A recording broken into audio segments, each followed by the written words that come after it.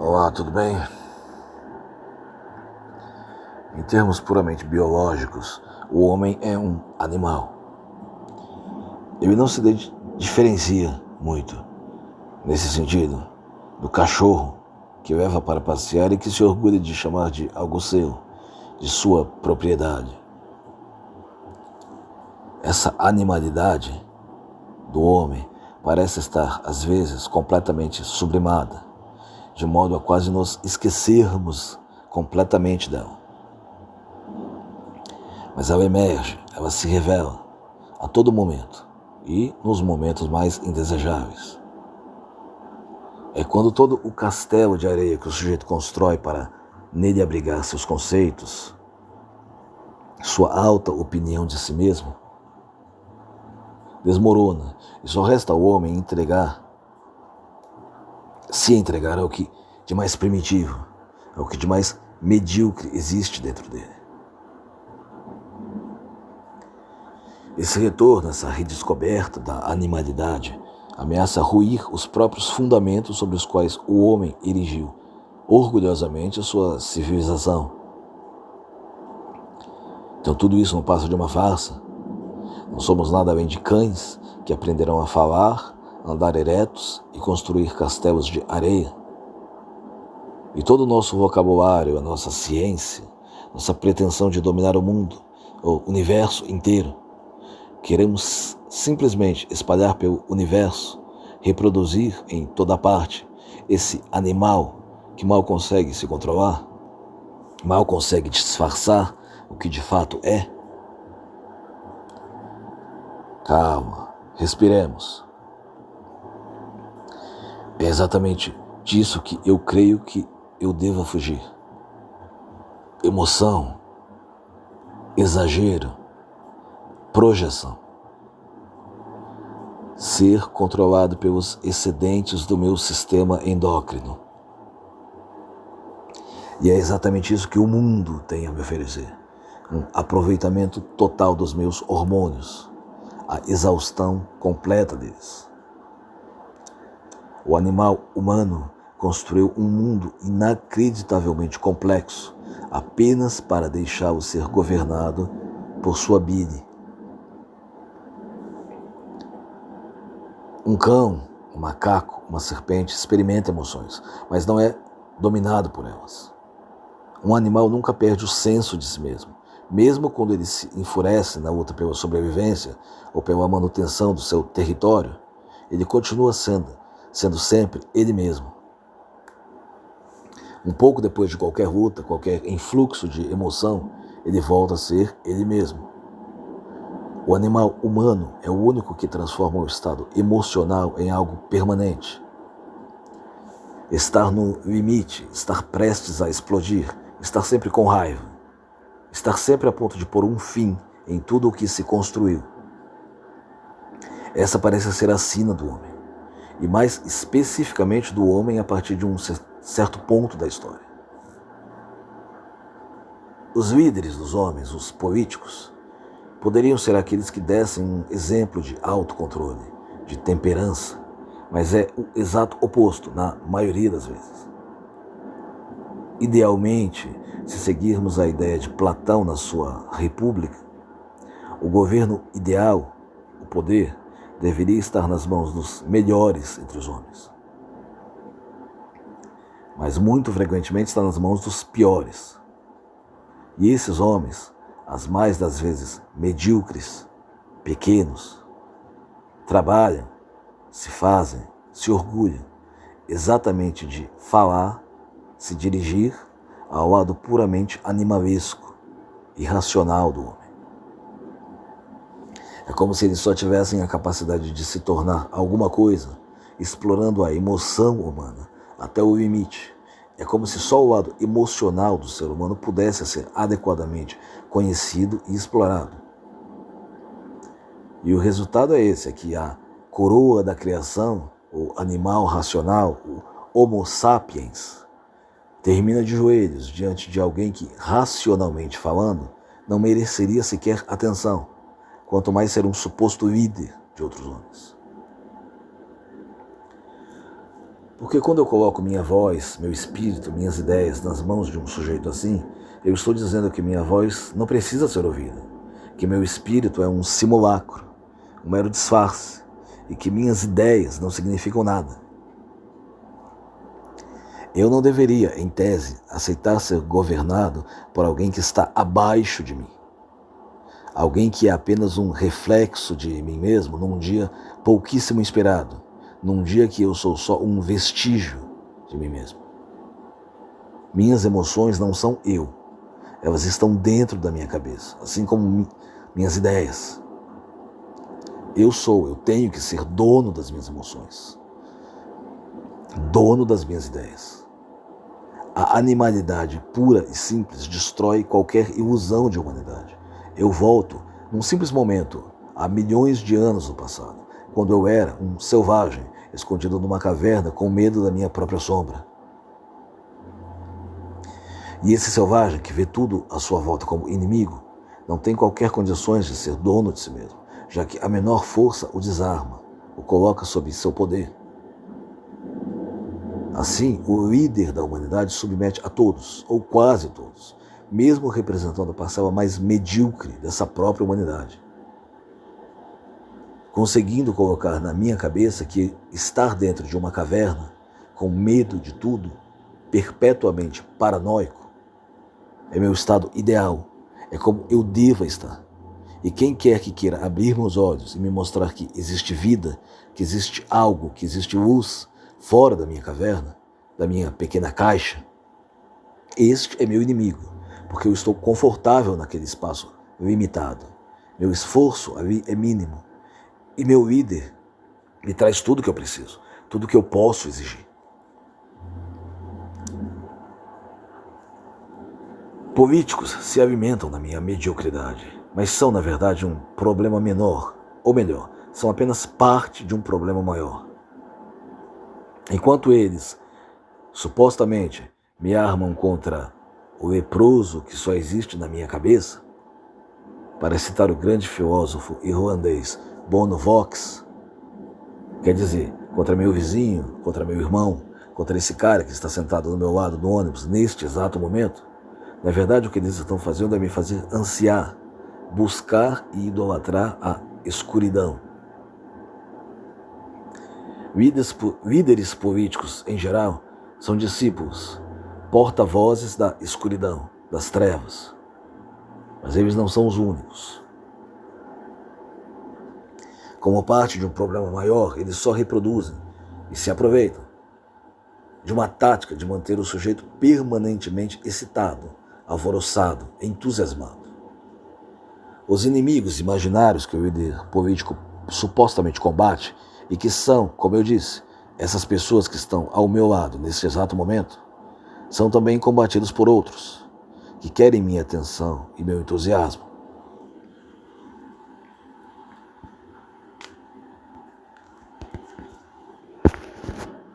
Viver num perpétuo estado de agitação, ou viver como um escravo da dopamina, parece a tônica geral de uma sociedade que vive da e na busca perpétua pelo uso e manipulação das emoções.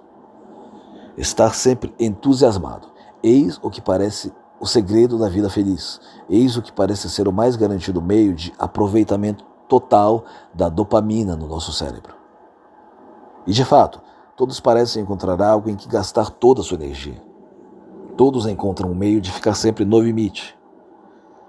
Ídolos, artistas, influenciadores, sem perceber, se aproveitam da mesma tática dos políticos. Gurus, líderes religiosos, etc, etc. Eles vivem da minha emoção, do meu entusiasmo. Eu não posso contar com nenhum deles para encontrar um equilíbrio, um caminho para a sanidade, porque todos me forçam a usar apenas parte da minha consciência, do meu cérebro, o lado direito do meu cérebro, em detrimento do resto. Eu não posso, nem quero, pretender ser imune a emoções. O dia em que uma criança esfomeada a meus pés não causar mais sensação alguma em mim, é o dia em que meu coração já pode, tranquilamente, parar de bater. Porém, eu também não posso permitir que estar emocionado seja meu estado habitual, porque se for assim eu posso abandonar tudo e voltar para as cavernas. Mas a questão é que, especialmente hoje, com a onipresença da internet e seus infinitos clickbaits, estar sempre no limite, agitado, nervoso, parece quase uma obrigação. A internet, a rede social, me vende uma ilusão de pertencimento e, em troca disso, só exige que eu ceda parte da minha sanidade. Estar sempre querendo atenção, estar sempre gritando como um louco numa praça por atenção, essa parece ser a síntese das redes sociais. E o preço que nós pagamos pela ilusão de pertencer. A fim de se tornar alguém relevante dentro de um mundo onde, no meio da bagunça geral, só se ouve quem grita muito mais alto, o mais alto possível, a pessoa sacrifica o pudor, as crenças pessoais, a própria noção de dignidade. Acreditando ou fingindo que defende a verdade, acaba dando a entender com o seu comportamento que a verdade é o que menos importa. Só importa mesmo o estardalhaço. E o preço de estar incluído é ter que fazer parte desse circo, é pertencer de corpo e alma a ele. Mas eu não pertenço a nada, a nenhum grupo, a nenhum lugar, a nenhum espectro político, a nenhum país, a nenhuma pessoa. Eu pertenço só a mim. Esta parece ser uma primeira coisa a se aceitar quando eu pretendo ser um homem são em meio a uma multidão que só grita, só se desespera por tudo. E nesse processo entrega seu tempo, sua liberdade, suas escolhas a outros que não se importam minimamente com elas. Só em usá-la para alimentar e explorar ao máximo seu próprio egoísmo. Uma segunda coisa a se fazer é adotar o nil admirari de Horácio, não se admirar de nada, e ampliá-lo até o nemo admirari, não se admirar de ninguém. Perder o medo das coisas e deixar de cultuar, de seguir quem quer que seja.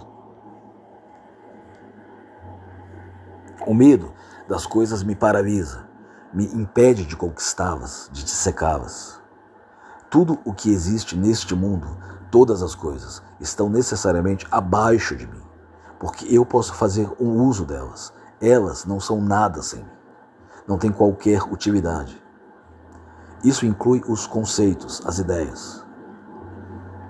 Democracia, Estado, Deus, amor, liberdade, dignidade, riqueza, tolerância, são ideias, são coisas, objetos dentro da minha mente.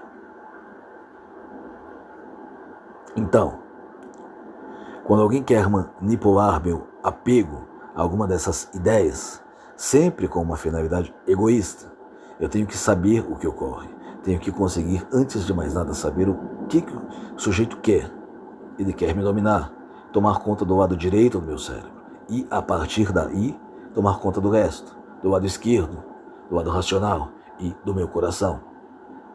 Ou seja, ele quer me transformar em um autômato. As ideias são assim.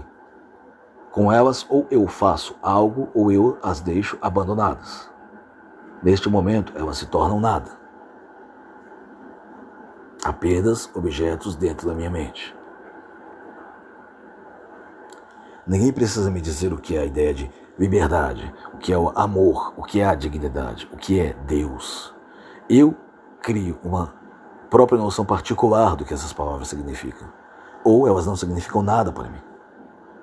Eu sou o sujeito que precisa interpretar e usar esses conceitos. Sem mim, eles não têm razão de ser, não têm onde serem aplicados. Então, quando um político quer me falar sobre democracia, o discurso dele é só uma peça de retórica. Enquanto ele não aceitar e entender que o que eu entendo como democracia, se eu tenho um uso para esse conceito, ou se ele é só mais uma das muitas palavras inúteis flutuando dentro do meu cérebro. Aplicando isso em escala universal, tenho necessariamente que nenhum político pode me representar, nenhum influenciador pode falar por mim. Só eu, única e exclusivamente eu, posso falar em meu nome. Só eu me represento. Se eu aceitar ser representado, então eu regrido a meu estado animal. Só gado é conduzido para vir ou acolá. Eu não sou gado. Enquanto alguém não vier até mim perguntando o que eu quero e respeitar essa minha vontade, ninguém pode pretender me representar. É assim que, em qualquer sociedade que eu viva, não importa as aparências, ninguém me domina, ninguém me representa, ninguém está acima de mim. Eu não lambo as botas de ninguém e não me curvo diante de ninguém. Eu sou tão livre espiritualmente quanto eu posso ser. A busca pela sanidade passa por essa percepção da totalidade do potencial do sujeito. Enquanto você não te convence que é um indivíduo total e absolutamente separado dos demais até morrer, e que não está abaixo de ninguém. Ao contrário, quem te vê e te trata como um animal é que está abaixo de você, porque não enxerga realmente o que você é, só vê teu lado mais primitivo.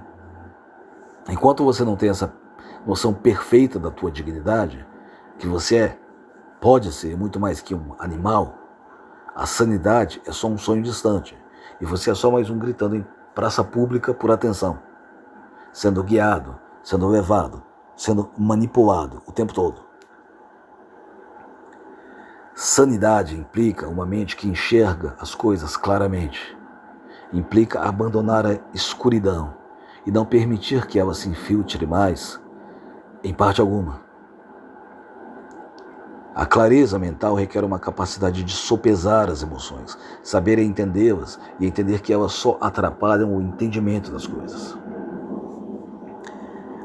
A mentalidade de rebanho moderna vive e se enriquece em cima do entusiasmo.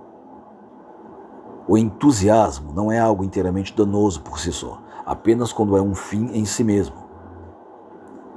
A idolatria a artistas em geral, e também a líderes religiosos, é um exemplo desse entusiasmo que transborda, que passa de todo o limite. A idolatria nada mais é que um simulacro de religião. O sujeito pode achar que a religião tradicional é algo banal, ridículo, irracional, mas a religião faz algo pelos seus seguidores. Ela lhes dá um sentido de propósito e uma perene sensação de satisfação. A idolatria, seja quem for, ao ídolo da música, como ao guru religioso, faz a mesma coisa. Não importa quem seja o ídolo. O seguidor acha que idolatrar vai ser o propósito na vida. E a satisfação maior é assegurada quando ele encontra outros fanáticos como ele. E aí o prazer é comparar, ver quem é o mais fanático, o mais infantil de todos. Toda e qualquer pessoa que queira me vender a ideia de que estar fora de mim, perder o controle, perder a direção, se entregar totalmente a algum entusiasmo febril, é algo desejável, não pode ser minha aliada. Na verdade, é uma companhia totalmente dispensável e nociva.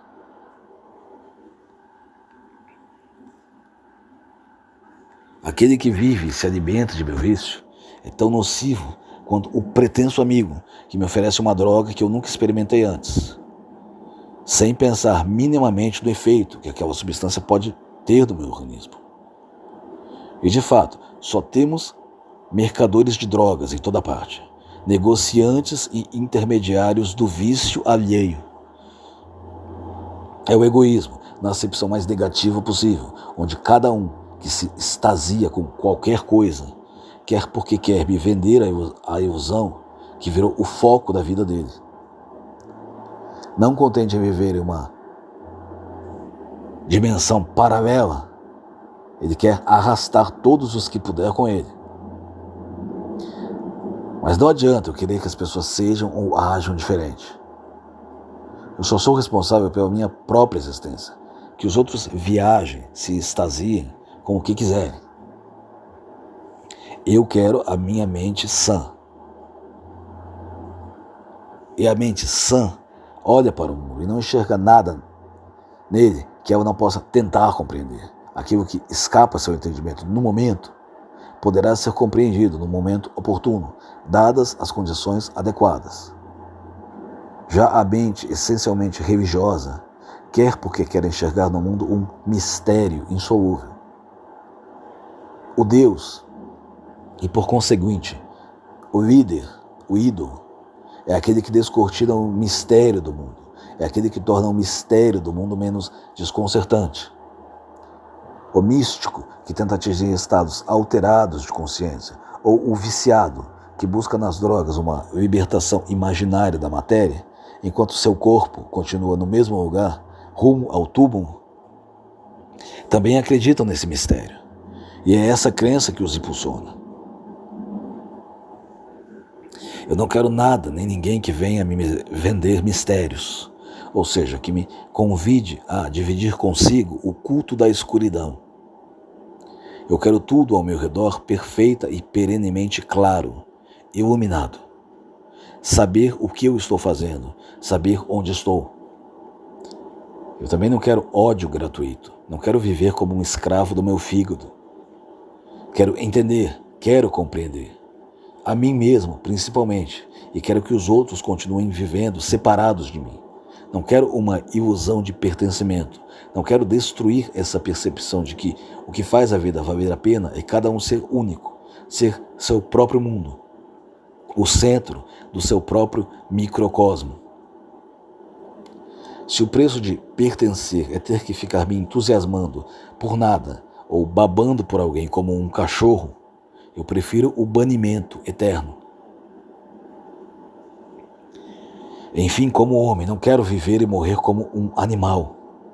Gosto de ser homem, gosto de pensar e gosto até de me entregar aos meus instintos, quando e como eu quero, não a serviço de outros, de alguma ideia que não tenha surgido na minha cabeça, mas queira só me aprisionar novamente, depois de eu ter lutado tanto para me libertar.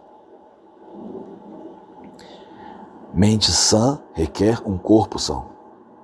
Além de me policiar contra o meu controle por outros via hormonal, eu tenho que cuidar de meu corpo. Afinal, eu preciso dele para continuar vivendo. Então eu vou terminar dizendo que para mim a sanidade é perfeitamente possível, mesmo que todas as evidências digam o contrário.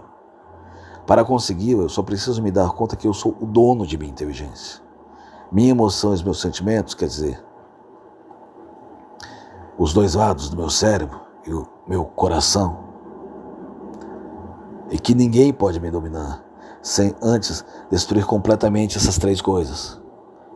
Quer dizer, sem me destruir completamente. Ou melhor, ninguém pode dominar senão o meu cadáver, ou seja, o que restar de mim, depois de tudo o que realmente importa, se for. Obrigado por tua atenção.